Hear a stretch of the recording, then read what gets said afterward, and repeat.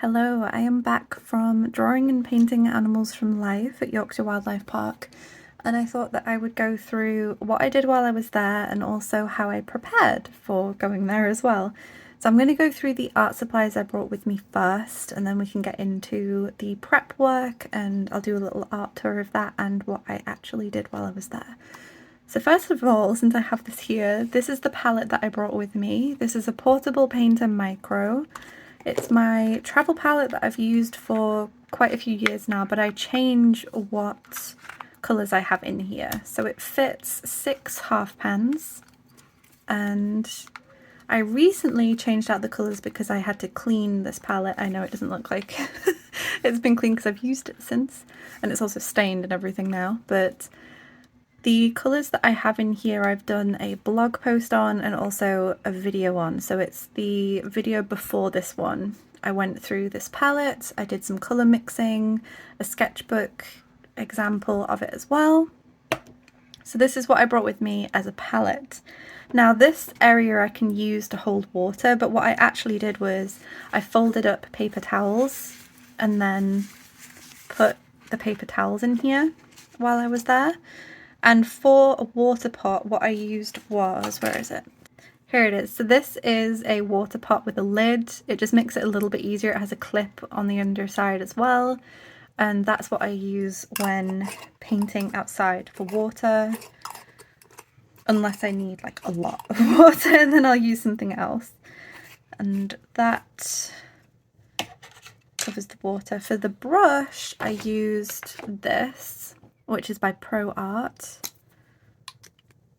This is a round. It's quite a large round, but it still comes to a nice point when it's wet. That's the only brush I ended up using, but this does come in a set of a flat, a round, and a filbert. So this is the round from that set. For drawing supplies, because I did painting and drawing, I brought with me mechanical pencils, which are my preferred out and about sketching tool, and a ballpoint pen. So these are the supplies I brought with me. We have a 0.5 HB, a 0.72B, and then this 4-in-1 Bic pen. And for an eraser I brought this kneaded eraser in a little pot, because I like putting them in pots just to keep them a little bit cleaner. They are very sticky, so they do tend to pick up dust and things like that. I've since changed what's in here because I've been using it for sketching since, but this was the pouch that I brought the supplies in.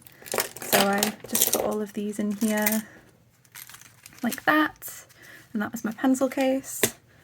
For holding everything, I brought this pouch. This was kind of just my supplies pouch. It still has some of the stuff in here still, and like some paper towels and things, but that's where I kept the palettes and this, and also the watercolour block I was using, which I'll show you in a moment. This pouch is by Denise Soden over at In Liquid Colour, who I will leave in the description. It is a watercolour piece. And for anything wet, I brought this with me as well. So this is just a plastic pencil case. I have had this pencil case for years. Anyone in the UK might remember how when you're doing exams, you're told to bring a pencil case that's clear and completely see-through. This was my exam pencil case, and over the years I have just repurposed it. So I have had this pencil case for a long time, and this is where I put any of the wet paper towels that I used. So this is open at the moment. I did open it, but I've been lazy and I haven't actually removed the paper towels yet. Oh well. For paper, I brought these 3 with me. I did not end up using all of them. So this is an accordion style sketchbook. This is by Etcher, and as you can see, it conveniently says accordion on it. This is a hot press cotton watercolour paper sketchbook, and it's called accordion because the pages just keep going like an accordion. I did some of the prep work in here, so we will have a little look inside this. I brought it with me, but I didn't end up actually doing anything in this sketchbook. What I did end up doing something in though was this. So this is the other option I brought with me for watercolour. I knew for watercolour I wanted to have a few options. This is a watercolour block, and it is cold press, 100% cotton. It is roughly 7 by 5 inches, not quite. This is by Bauhong, and I don't mind this paper too much, but I'm not overly fond of their hot press. I don't like the way that the paper acts. I think it's the sizing. I'm not too fond of it and how I paint, but the cold press has been pretty good for studies for me, so I still keep this around to paint with, but the hot press pads that I had have been given to an art family member who also does art. I said an art family member, a family member who also does art, who hopefully will enjoy them more than I did. But I just want to take a moment to say that, like, sometimes when you try papers that other people might really like, it might not fit your needs. And in that case, the hot press one just didn't fit my needs, and then I can just give it to someone else and hopefully it'll fit their needs. But this is still working for me in my art practice. So that's what I brought with me and what I ended up using. Watercolour blocks are useful because they have glued sides all the way around and a little section, so the section's up here on this, that you can put something like a palette knife underneath and run all the way around to loosen the sheet. This is really handy for travelling with because it is self-contained. It's stretched watercolour paper, so you don't have to worry about taping the page down or the paper down, and you don't have to worry about clipping your sketchbook in case of, what's the term? My brain's just thinking of warping, there we go. And for sketching, I brought this sketchbook with me, which is nearly finished. This is a Royal Talons Art Creation sketchbook. These are my preferred sketchbooks for especially dry media, so pencil, but also dry ink. I don't mind things like the Pigma range, so this is a Pigma brush pen, and the Pigma microns, these are fine, and also ballpoint pen I quite like in these sketchbooks as well. And this was where I did the sketching while I was there. So I used this and I used this while I was there. Okay, let's talk about preparing. So while I talk, you can have a little look at this. But when I was preparing to go, I knew that I needed to prepare the art supplies that I wanted to bring with me, but also prepare myself for going too. So what I knew going in before I even went was that I wanted to do sketching and I wanted to do watercolour. So I knew that I wanted to come up with a kit that allowed me to do some pencil sketching or dry media sketching, and also some watercolour sketching as well. And then I made sure that my kit was able to do that, but also was still quite compact, because I find that when I'm out and about, because I'm still not as used to drawing animals from life or drawing out in the public, reducing the fears and stress can start with my kit. If I only have a limited amount of things with me, then it reduces things like decision overwhelm, decision paralysis, and things like that. So it just makes it slightly easier on me to have less things with me. So rather than bringing my full pencil case, I would just have, like I showed you, the 2 pencils, which I used the HB for the watercolour and the 2B for sketching. And then also having 1 brush and things like that really helps me just pick things up and go, rather than sitting there and putting the worry of painting in public onto my art supplies instead. So that was something that I knew going in that I needed to sort through, and you ended up seeing what I brought with me after that decision. But part of my prep work was testing those supplies to figure out what I would need and wouldn't need. So I tested things like the colours on my palette to see if they fit the subjects I would be interested in painting. I also tested things like only using 1 or 2 particular brushes. I also tested only having 1 or 2 pencils and which pencils would work better for me. So that all factored into the prep work I did. And then the other part of prep work is preparing for drawing animals from life and painting animals from life. Painting moving animals is a skill unto its own.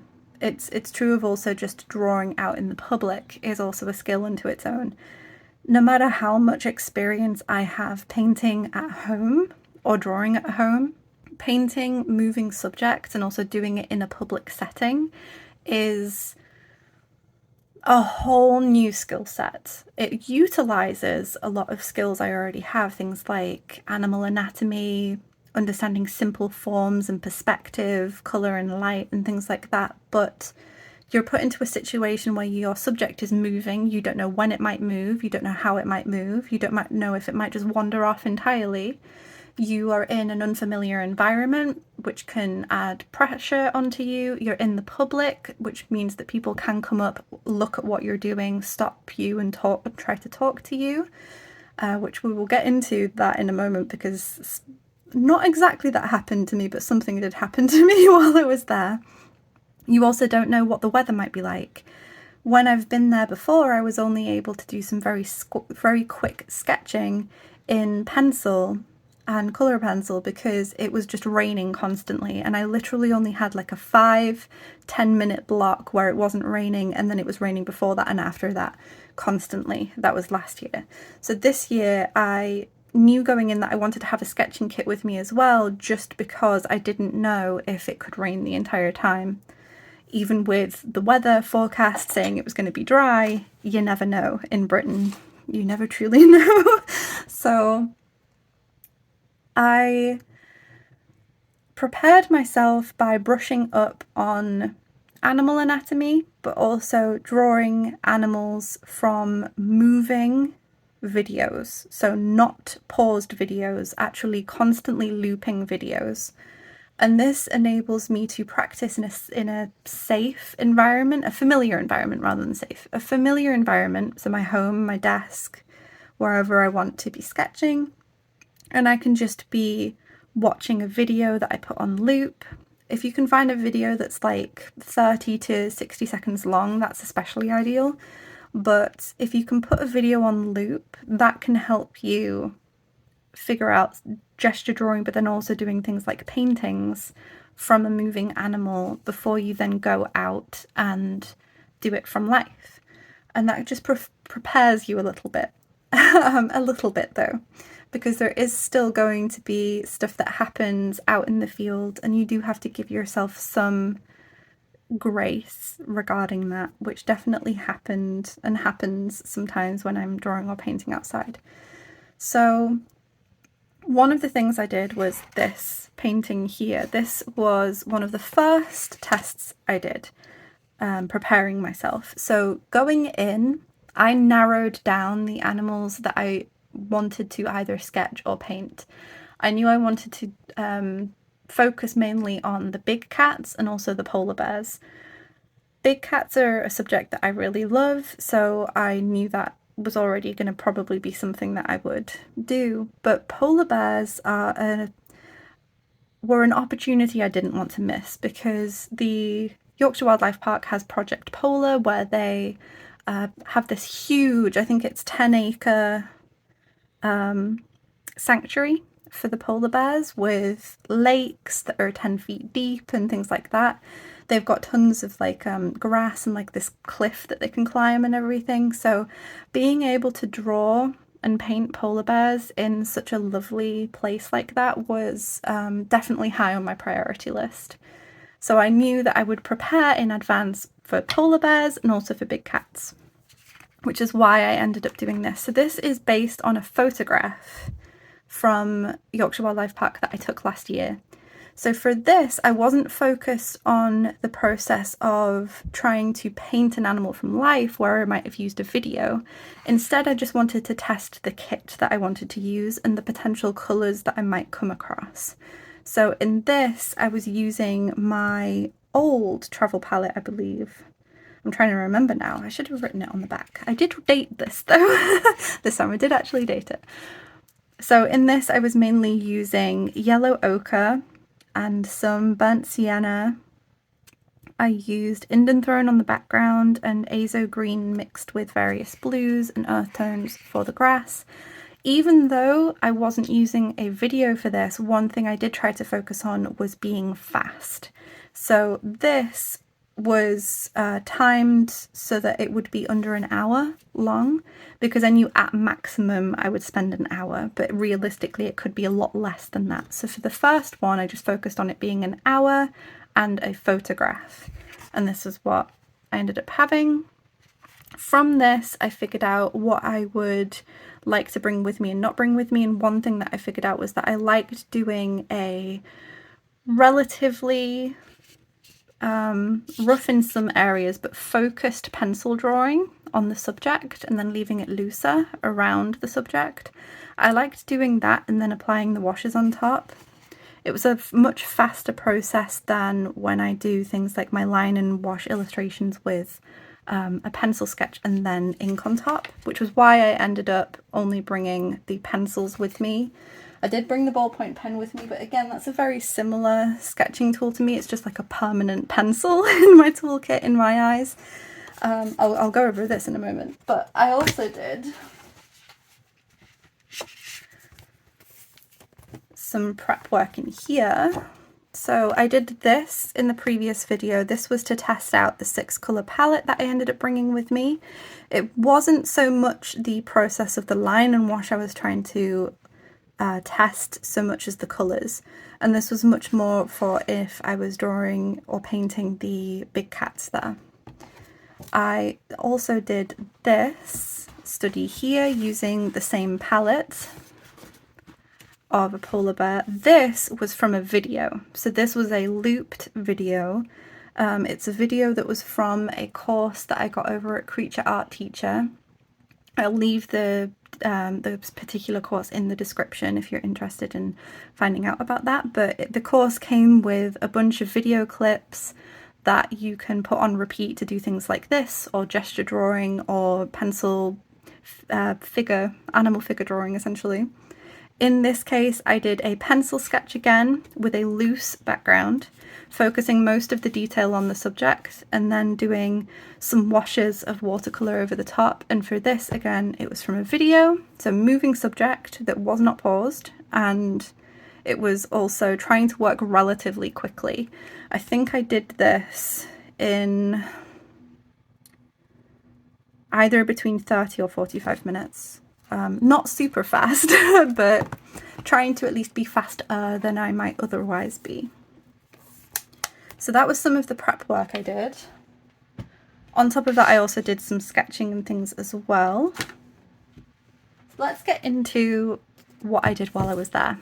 Okay, so we start off with a series of warming up. So these were done in ballpoint pen.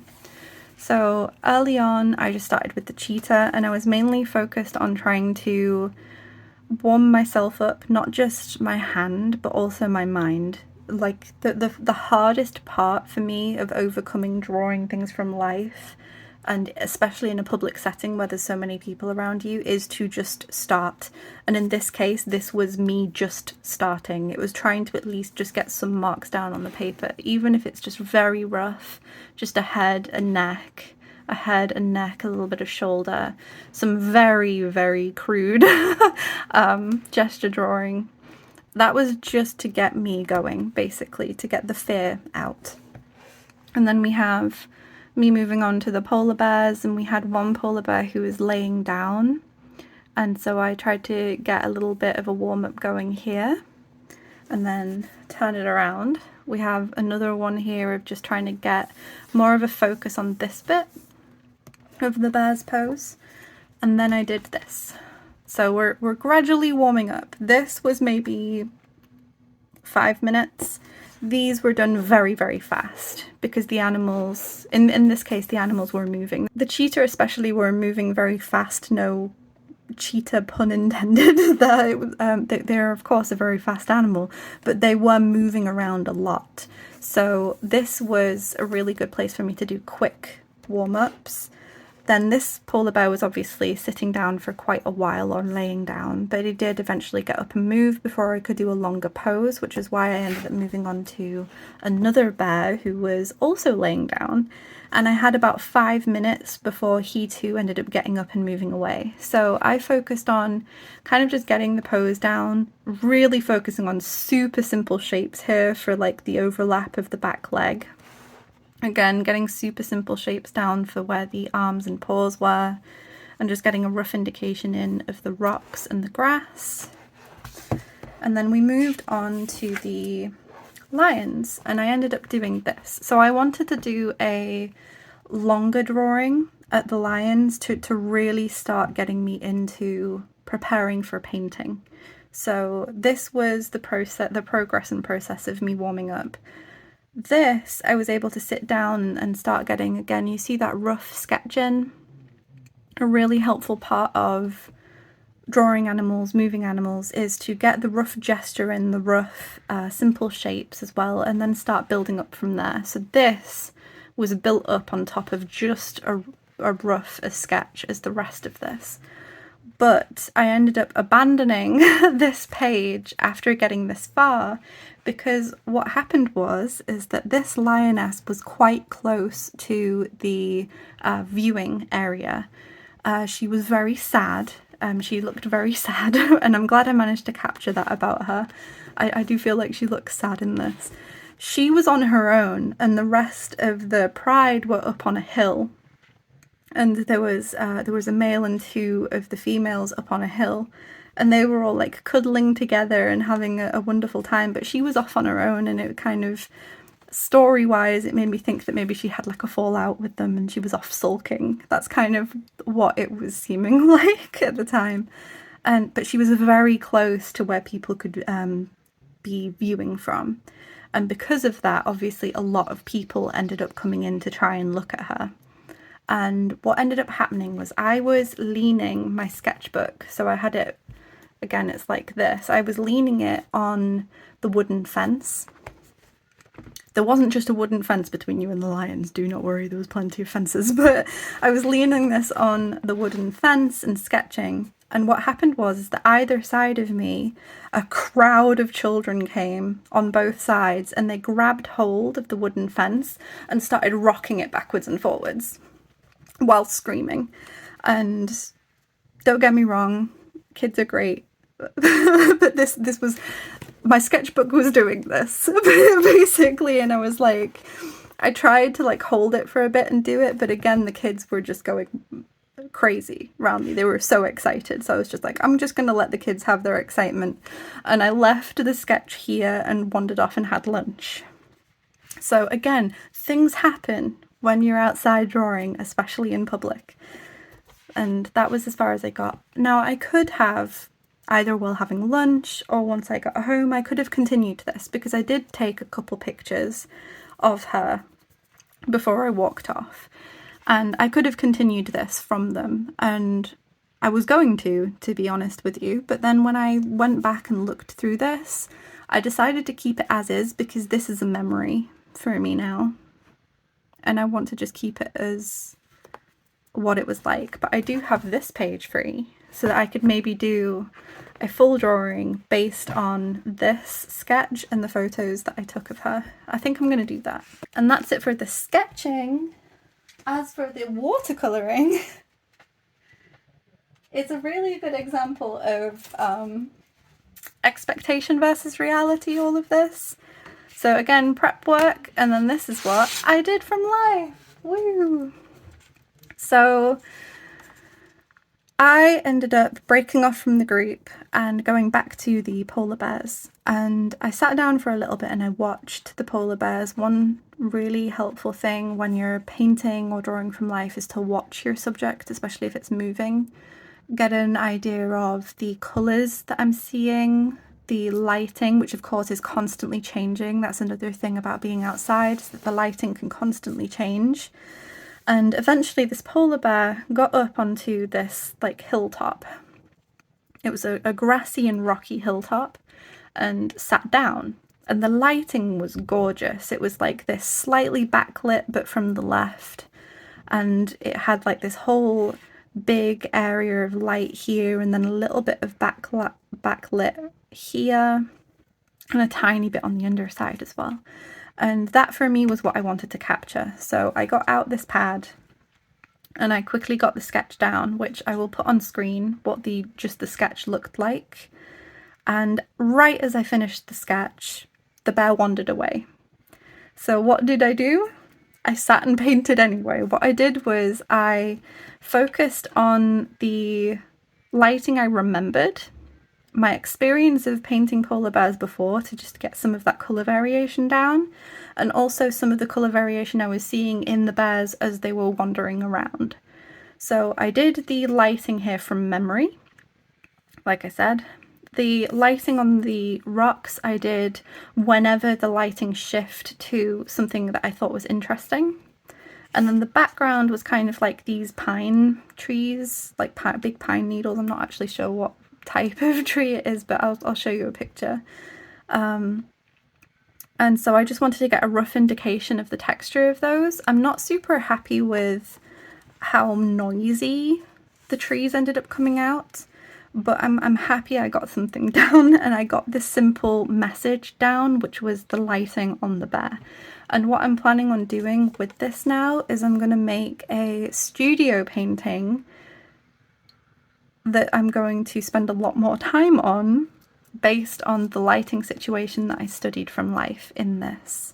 So this is now going to end up informing an actual painting or illustration that I want to do. So again, you never really know what you're going to come across. When you're painting and drawing from life, it could be people staring at you. So while I was doing this, people were staring at me.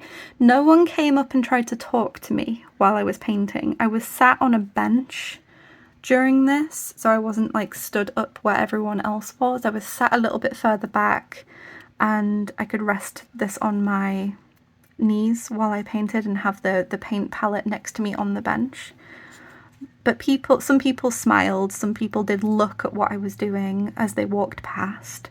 So again, that's something that you want to try and put yourself in as comfortable of a situation as you can with your supplies and what you can control, but you can't control what other people are going to do.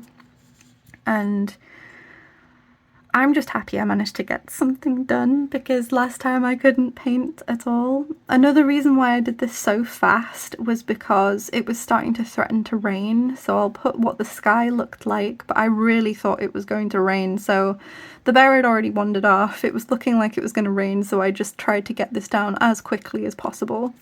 And I got something done. I'm so happy. I actually painted this time. And yeah, it's going to end up becoming either a painting or an illustration. I'm not sure yet. I kind of am leaning towards doing a pencil and watercolour with this, just to kind of echo what I did here, rather than doing an ink and watercolour. But I'm going to see. What I'm going to do first is I'm going to explore some different thumbnails of this, some different value arrangements as well, because I do feel like these trees need some tweaking, some work. And then once I've got some thumbnails down, I'll go from there. But this is what I ended up doing. And here we have it. So I hope that you enjoyed this and that it was somewhat interesting.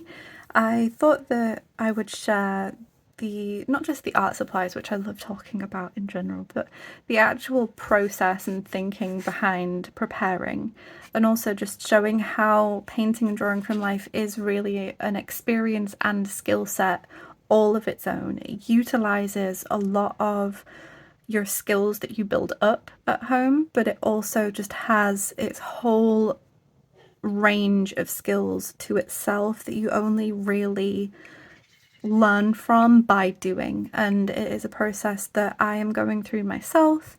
I dipped my toes in and out of painting and drawing animals from life last year, but it's something that I want to get into more and more. Obviously, I can't go out to Yorkshire Wildlife Park every weekend or anything, but I can, of course, paint my cats that love going outside now it's sunny, and there's lots of opportunities for painting wildlife as well.